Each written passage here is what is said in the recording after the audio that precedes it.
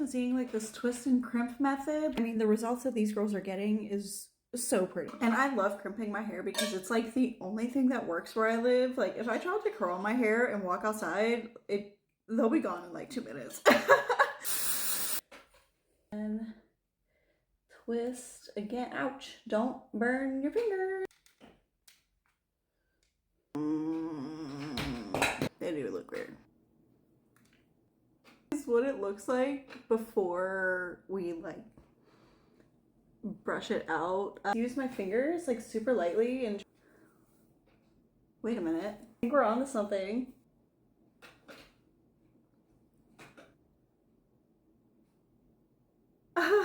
I really like this.